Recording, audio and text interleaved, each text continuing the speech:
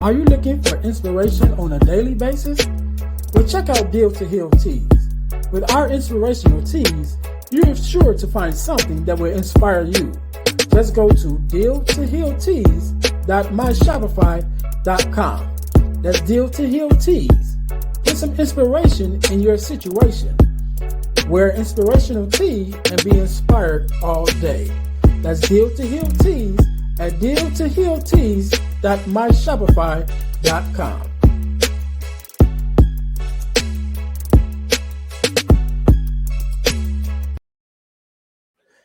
Hey guys, this is Earnest James, host of the Deal to Heal with E. James podcast, and I got a question to ask you.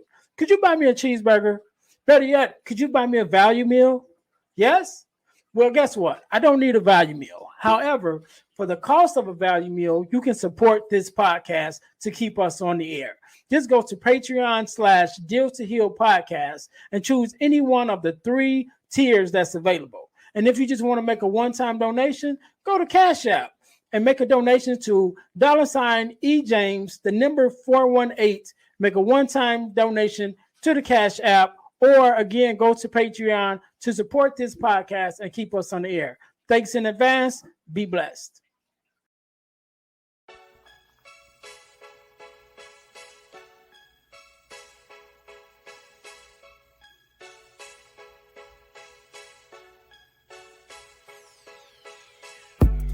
Welcome to Deal to Heal with E. James podcast. On this podcast, my guest and I will discuss topics and ways to help us to heal in every area of our lives. I believe that everyone can live a life that is happy, healthy, and whole. So I'm on a mission to help people to deal, heal, and fulfill. Deal with your problem, heal from the pain, and fulfill your purpose. Thanks for tuning in. Let's get to it.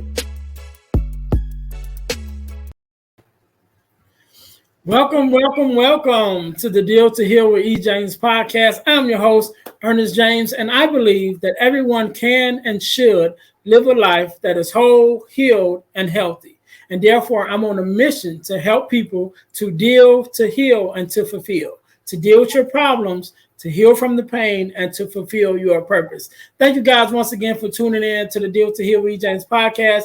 If you haven't already, make sure you subscribe to our YouTube page, our Facebook page, everywhere that we are. And make sure you support us by subscribing. Also, I'm going to tell you guys how you can win $100 from the podcast, right? But you got to stay until the end to get that information. All right, cool. So today, just like any other day, we are blessed with the guest, Mr. Handfield. How you doing? What up? I'm doing great, man. How are you? I am good. First of all, let me say thank you for being on. You could have been doing anything else, but you're here with me and my listeners. And I want to let you know off the bat, I definitely appreciate it. So thank you for having me. Yes, sir. No problem. So let's jump right into it. So do me a favor, introduce yourself to my listeners and tell us who you are and what it is that you do. All right. What's up, y'all? My name is Xav Handfield, and I am a plant-based food blogger, food consultant, wellness enthusiast. I am a speaker. I feel like I wear like a million different hats. I kind of like do it all, but I help people level up with their health and wellness, with their mindset, by living intentionally. Okay. So let's jump right in it. But first, I want to go back a little bit, right? Because just knowing our community. Mm-hmm. So I want to say it could be a stretch, but I want to say a good guess that you weren't born in the community that was about that plant life, right? So tell me a little bit about you're going back a little bit and that journey that took you to becoming who you are to begin to do what you do. Yeah. So I mean, growing up, I'm 35 now. So looking back, I just think about my life and like I never really was like heavy on like meat and eggs. And I don't know if you remember Arby's, the restaurant Arby's. I don't know who was keeping them open, but there are some of y'all out there that are keeping them open. I say the same thing. But I remember watching Arby's commercials and just be like all that meat, that kind of like just grossed me out. I was like, okay, I'm good off that. But I grew up eating chicken and steak and lamb and things of that sort. And when I was 12 years old, I had the opportunity to attend a session at church. And it was like a random Saturday. And someone came in and was talking about being vegetarian and what they did to animals and this, that, and the third. And I was like, I didn't know that they did those type of things to animals. And then I went home and I ate some chicken. But shortly thereafter, shortly thereafter, I had the opportunity to kind of like remember kind of that session. Mm-hmm. And I was like, yo, I want to give up meat. Like, I want to give up meat. And I talked to my folks about it, my grandparents, my parents, and they were like, okay, cool. Because being vegetarian wasn't something that was foreign. There were a lot of people within my specific faith community that are vegetarian. And then my uncle was vegetarian. So I always knew what it was. It wasn't a foreign concept, but I knew that it was just something that I wanted to try. I've always been the type of person to march to the beat of my own drum. And I was like, that we're gonna knock it out. And it's something that I stayed with up until 2015. And then 2015 is when I gave up all animal byproducts. So no dairy, no fish, no eggs, none of that. So yeah, that is my journey, man. I had a very supportive family. I always mention that because my family never shunned me. They never said like, yo, man, bro, you gonna eat? They weren't on that. And I'm eternally grateful for them for that, just not getting in my mind and trying to take a little man down in my mindset and the things that I've actually set out to do, even at that young age. Man, I like that. First of all, that your family supported you, right? And I think that's a big thing when we're trying to be different, right? Yeah. Or not trying to be different, because it's not necessarily trying to be different, but sometimes we just are different, right? And I remember talking about being the one or being the only one, right? And so when you're in a family or just a community and you want to step outside the norm, and do something different and go farther or go just in a different direction. Yeah. Sometimes you find out that you are the only one, but it's good that even though you were the only one, you are still supported by your family. And I know one of the things that we've mentioned before we started recording is even in, which I'm glad we started talking about community, because even in, like I said, I kind of figured you wasn't born into a household that, that was plant-based, but yet still your family still supported you. And I think that there is at some point, as we go through each generation, we want to get better, right? Mm-hmm. And I know one of the things which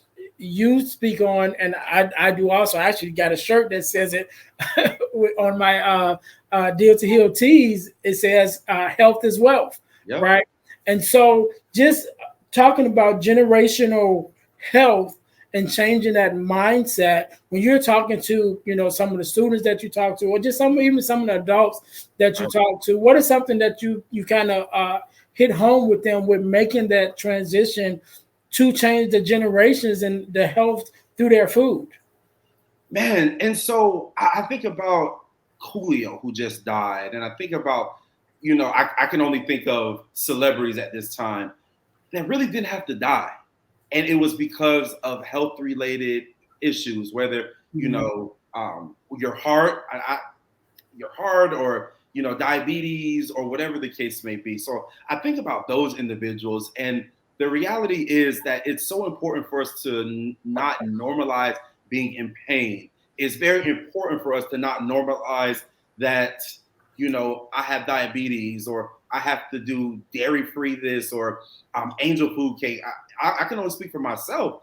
In my family, I had individuals who had high blood pressure, who had high cholesterol, who had diabetes, who were overweight. And I was like, wow. And one of my favorite quotes says, those things that I just mentioned don't run in your family. It's because your family does not run. and I mean, we live in a work from home society now, so we're even more sedentary and we're even more stagnant. We spend even more time at home, and those are real factors with our human experience and our human life. But I don't think that we should normalize, oh, all of my aunts have high blood pressure. Well, can they be taught something new? Can we introduce? I know Rome wasn't built in a day, and our parents and grandparents and aunts and uncles who have been doing the same thing for 40, 50, 60, 70, 80 years, it won't be easy, but it's so necessary, especially when it comes to the next generation. I'm really, really big on that. I have nieces, nephews, younger cousins that are looking to me, that are looking to their parents, that are looking to my peers as far as like, well, what are they doing? And that's why I try. I don't succeed all the time, but that's why I try to make sure that I show them like, okay, eating vegetables is good. Eating vegetables is cool. I literally had to tell a family friend, like, stop buying your child Chick-fil-A every day. Like, no, that's not it. That's not it. We need to create good habits. So it starts with literally our children. It starts with us so that we can model that for our children and the younger people in our lives. And then they can break that cycle, because we don't have to have high blood pressure and those ailments that can all be changed with diet. So that's what I mean by generational health is generational wealth. And I mean mindset as well. I'm really big on wellness, and wellness being a holistic experience. And so I think about mindset as well. You know, negative thoughts. I think about the stuff that we eat, the stuff that we consume. All of that is wellness, right? I don't watch scary movies. That's just like my personal thing, because I do not want that in my sight. That's not going to make my mind well. Right. So generational health is all of the things. It's what you consume, but also what you listen to, what you watch. All of that is generational health. And we have to be mindful of that so that we can be our best selves for our future selves and for the people that are coming up after us, our mentors, our mentees, our nieces, our nephews, our children, our grandchildren. Right. And I'm glad you said that, because I remember a couple of episodes back, I had a young lady who was a nutritionist on, and one of the conversations we're having is just the fact that when we think about all of our celebrations that we have as a culture, it's all surrounded around food. Food is always involved. Right. And so I remember talking to someone in my family, and like you said, things don't run in your family, but it's because your family don't run. We don't run. I was having a conversation with one of the ladies, females in my family, and I was like, she was a little younger at that time. I'm like, yeah, you're younger now, right? And so you have this physique that you have. I said, but look at your lineage. You know what I'm saying? Look at your lineage, and you can see as we get older in our family, we get a certain physique. You know what I'm saying? Right. And so you may be like that now, but if you don't do something to change to keep it like that, you already see where you're going. Yeah. Right. And it goes back to what we eat, because those things are passed down, that our recipes is passed down. Yes. The things that we eat is passed down from generation to generation, and we learn to cook from the generation before us. So it's a no-brainer that we're going to end up having the same ailments, issues, and, results as some of those that came before us if we're eating the same type of way. And can I say this? All it takes is one person.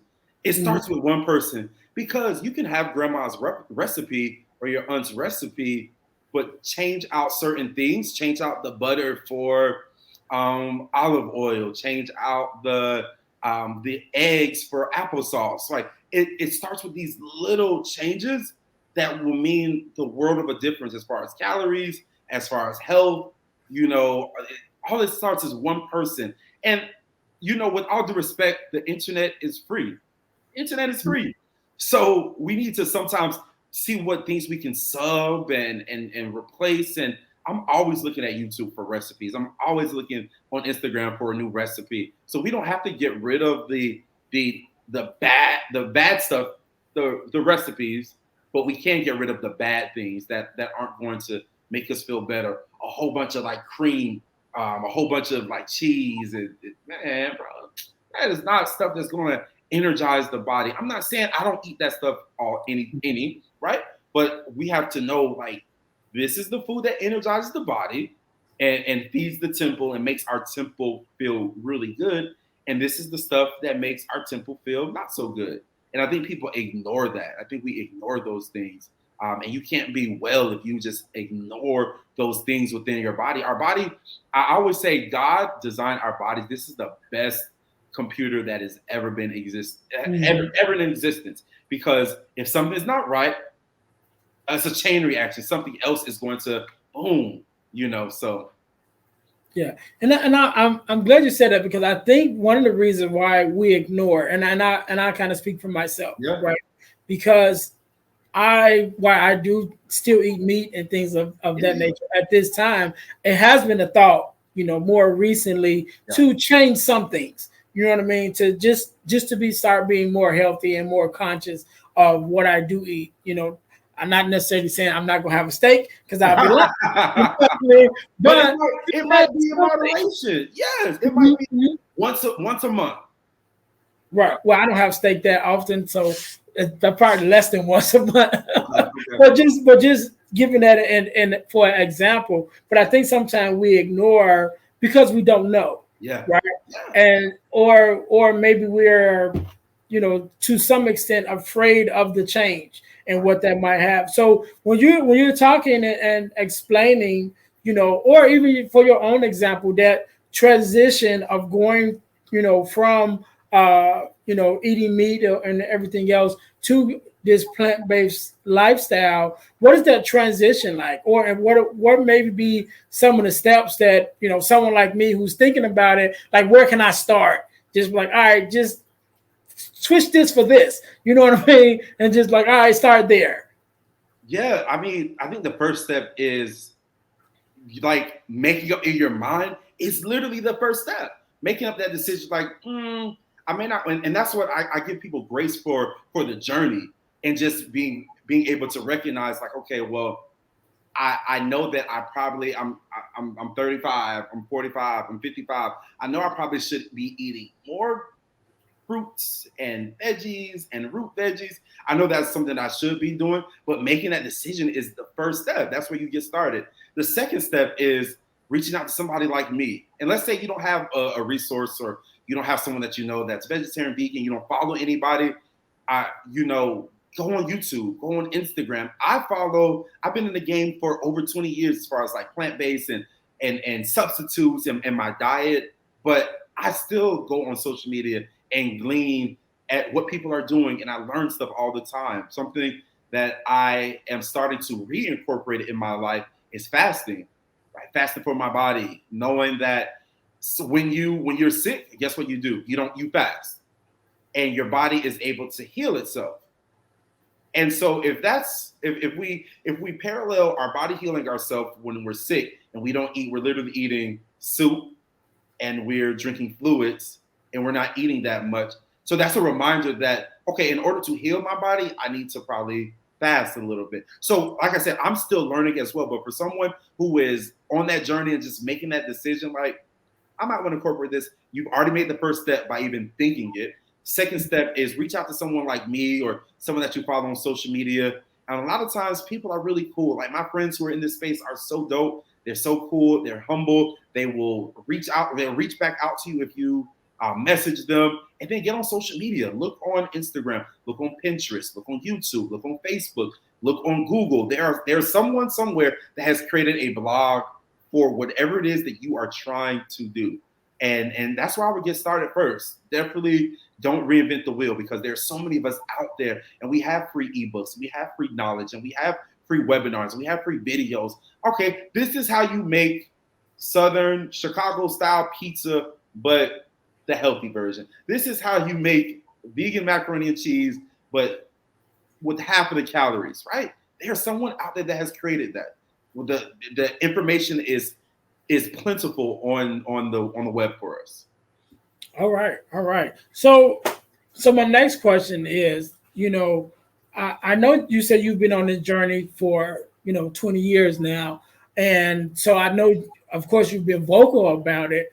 So when you have a chance to talk, just in some of our communities and community centers and things like that, to some of the younger people and definitely some of the adults, because I guess it starts with the adults, about changing that lifestyle. What do you think is probably one of our biggest hindrances of making that change or making the decision to even really contemplate it? And then one of our biggest hindrances, and then from your perspective, what are some of the benefits of changing our lifestyle? So I mean, because like myself, I really don't know anything about vegan, right? But now you know me. I have. Now you know me, so you good. Right, but this is what I'm saying. Yeah. Me personally, I don't know. Right. So that was another reason why I wanted to have you on, because I'm getting information for myself also. So sometimes I think it's just like the unknown is scary. You know what I'm saying? So it's like, man, I know I should be eating healthier. I know I should be eating, more leafy vegetables and things like that. But I don't even know which ones to eat. I don't even know what goes with what. You know what I'm saying? So just from your perspective, like what part, and I think that might be one of our biggest hindrances right there, just the fear of change, but what are some of the benefits of becoming a vegetarian, or not necessarily becoming a vegetarian, but just eating more plant food, period? Yeah, so I'm gonna answer that like a couple ways. The first thing is that I think one of the biggest hindrances is our mindset. Being a Black man, I gotta eat steak and potatoes and salmon and rice and eggs every single day. So it's literally our mindset. If we can overcome our mindset, it won't be anything that we cannot accomplish and that we cannot do. So that's the first thing, getting over that mental hurdle.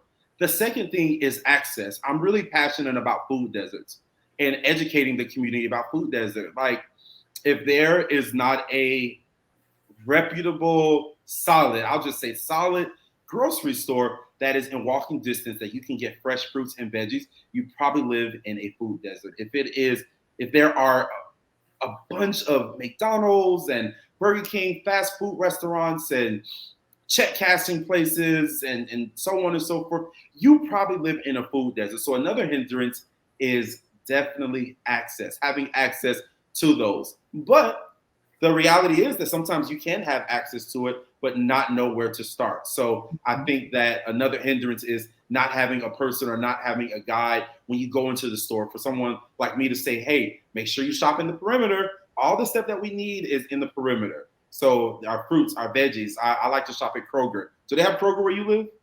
I don't think so. What grocery stores are in the area you live? They have Myers, they have Strack and Van Til. They still have some Jewels around from out of Chicago, but that's pretty much it. Literally never heard of any of those. They're pretty much in this area, in the Chicago area. Okay. So the reason why I ask is because when I walk into my local Kroger, all of them are set up the same way. You go to the right or sometimes to the left, and you go to the fruits and the veggies and the root veggies and the potatoes. And that is what our diet should actually be consist of. And so many times people don't know where to start. They don't have a guide. And I think that's also a hindrance as well. So having access, knowing where to get started, and then that mental block, like, oh, it's not it's sexy to eat meat. Real men eat meat. Like, nah, bro. Like, real men eat meat and real men don't eat meat. Like, and that's just that on that. And so I think those are the hindrances, but the benefits, right?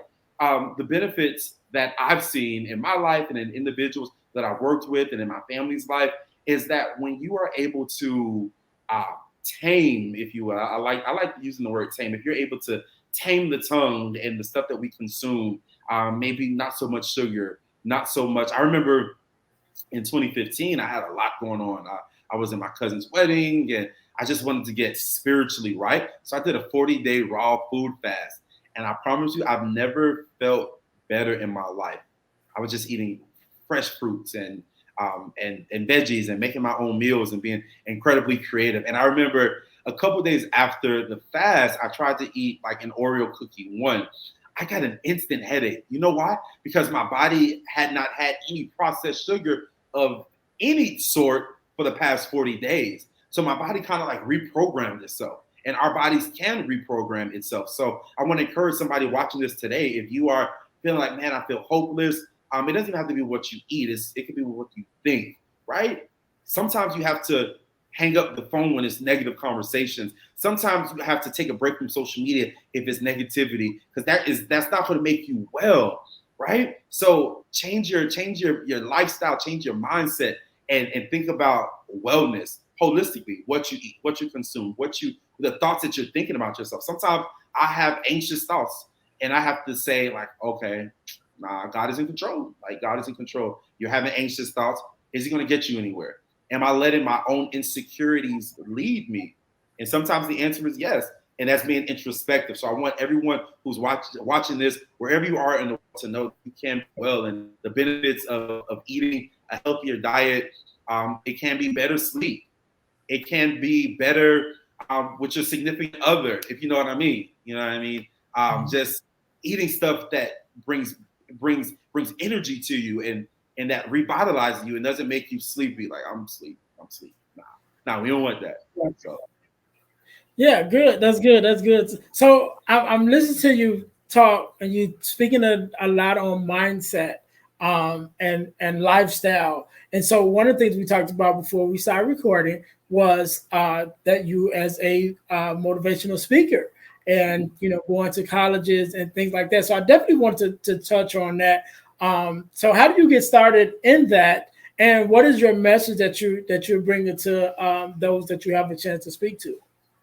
So I feel like speaking found me. I didn't find it. And I say that because at a very young age, I'm a church boy. So at a very young age, my family had me active in church, and I was doing stuff for the Christmas play and Easter and Children's Day and so on and so forth. And so that was my introduction to being on a stage and being a speaker.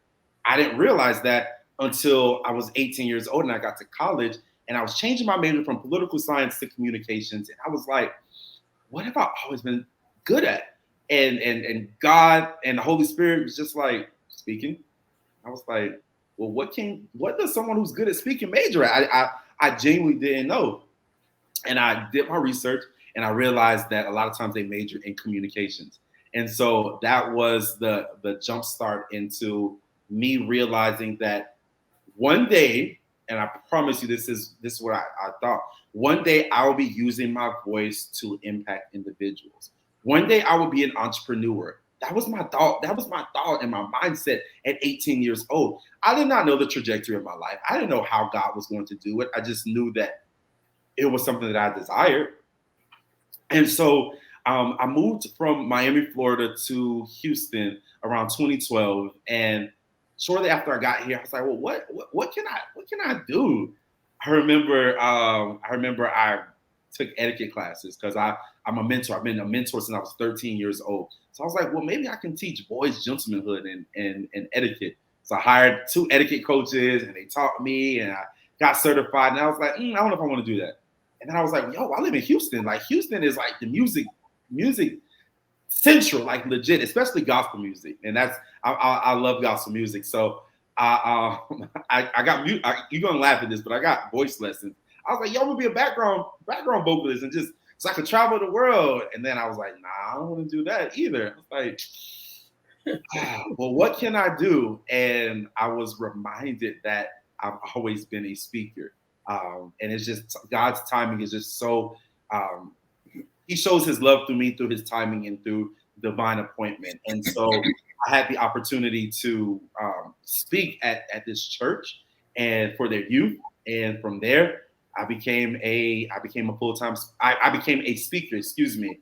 And it wasn't only until recently that I was like, I'm gonna go for broke, or I'm gonna go for rich, because there's power in the tongue, in the words you say. I'm gonna go for rich, and I'm gonna just bet on myself.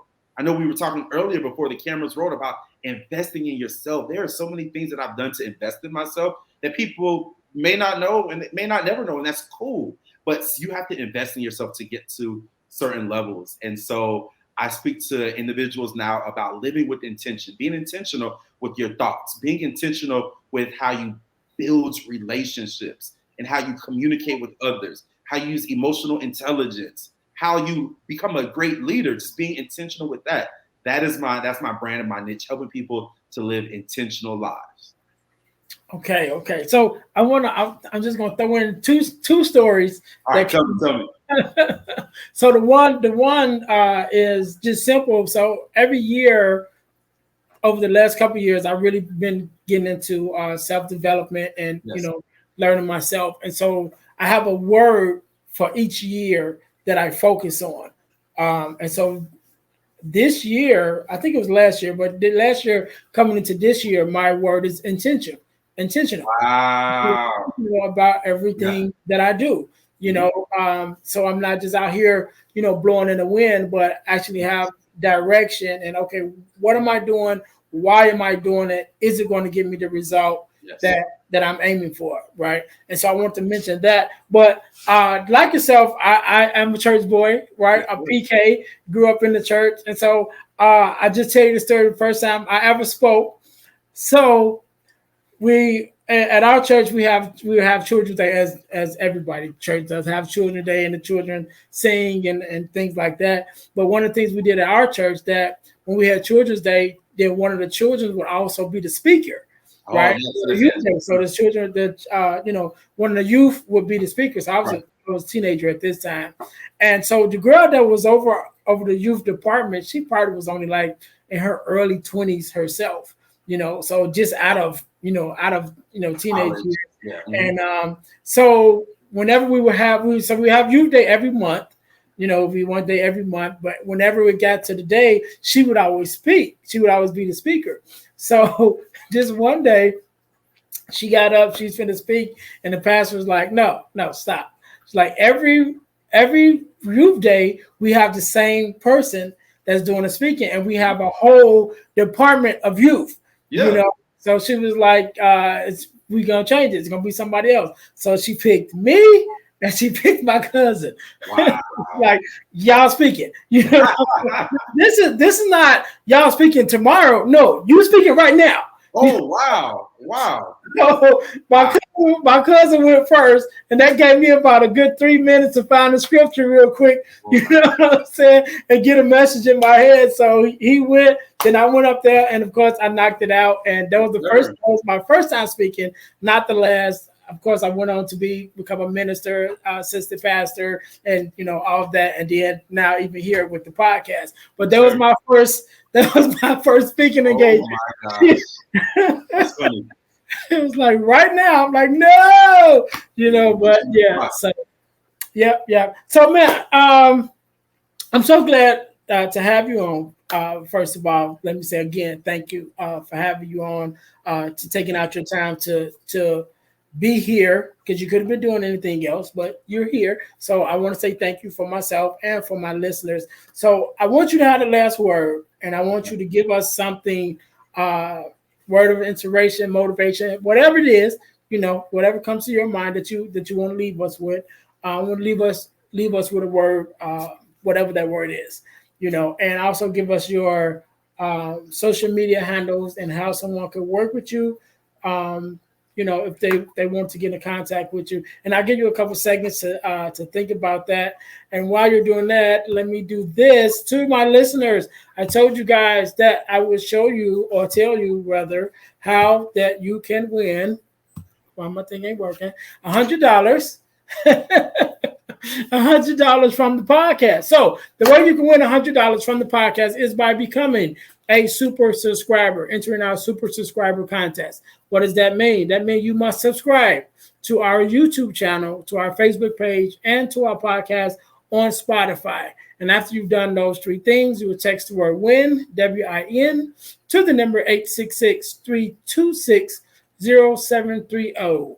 That's 866-326-0730 for a chance to win $100 from the podcast. You already listen, you already support, you might as well hit that subscribe button and you can win $100. So the contest is ongoing and it's random, so it never stops. So once you win and you can win, right? So that's it. So again, to win $100 from the podcast, join our super subscriber contest by subscribing to our YouTube channel, our Facebook page, and our Spotify podcast. And after you've done those three things, text the word WIN, W-I-N, to the number 866-326-0730 to qualify to win $100 and enter the contest. So that being said, Mr. Handfield, again, thank you for being on. Thank you for, gracing us with your presence and your intellect. I'll let you have the last word. The floor is yours. Generational health is generational wealth.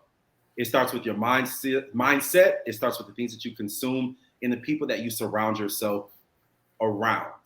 I want to encourage anyone right now who may be feeling down and out. You may be feeling like, man, I've tried this diet. I've tried this plan. I've tried this person. I've tried this thing. I want you to stop what you've been doing and just get intentional. All things are possible if you believe. You got to believe in God. You got to believe in yourself. And you got to believe that he will carry you through and bring you through whatever season you're going through right now. It seems like every time you turn around, somebody's going through something. We're dealing with anxiety. We're dealing with depression. We're dealing with loss. We're dealing with lack. But God does not lack. So when I talk about generational health, I think about my temple. Think about the many ways you can honor your temple. That's important because you matter. When you believe that you matter, when you love yourself, you just move differently. I remember the times I didn't love myself. I was doing things that I had no business doing. I was eating things I had no business eating. I was around people I should not have been around, but I had to move with intention and had to believe that a wealth mindset is more than just what I eat, what I consume, what I wear, Gucci, Louis, Prada. Like, nah, that's not wealth. Wealth is having people around you that challenge you, that push you closer to your dreams and your goals and hold you accountable. Wealth is also you not being the same person that you were 5 days ago, 5 weeks ago, 5 months ago, or even 5 years ago. That is wealth. So I want you to give yourself grace today and know that I believe in you. I'm here for you. And it's go time. It's go time. If you didn't listen to this podcast or watch this podcast at this very moment by accident, this message was for you. This message was for you. So I definitely want you guys to follow me and contact me on social media. My email address is theplantbasedbrother@gmail.com. So the Plant-Based Brother with an A @gmail.com. On Facebook, like my page, Plant Based Brother. On Instagram, it's the Plant-Based Brother. Find me on YouTube, Plant Based Brother. I mean, I'm not too hard to find. So anywhere, I'm on TikTok, I'm on all of the things. So definitely, I would love to connect with you. And if you are looking to level up as far as your diet, incorporating more plants and veggies, maybe you don't want to go full vegan, that's cool. No judgment. But the reality is that eating fruits, veggies, root veggies, and drinking water, you can't negate the benefits of that. And there it is. There it is. So thank you once again for being on. To my listeners, thank you guys for tuning in one more time to the Deal to Heal with E. James podcast. Just remember, our mission is to help people to deal, to heal, and to fulfill, to deal with their problems, to heal from the pain, and to fulfill your purpose. Until next time, be blessed. We'll see you next week. Hey guys, I know you're enjoying the podcast. However, don't forget to join our text line at 866-326-0730. That's 866-326-0730 in order to receive text messages with new events and things that is going on and new episodes as they release. All right, see you in a minute.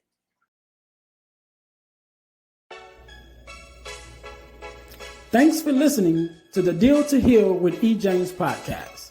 Remember to listen, like, subscribe, and share. This episode has been brought to you by Deal to Heal Teas. Put some inspiration in your situation. Wear an inspirational tea and be inspired all day. Let's go to dealtohealteas.myshopify.com. Remember, our mission is to help you to deal, heal, and fulfill. Deal with your problem, heal from the pain, and fulfill your purpose. Thanks for listening.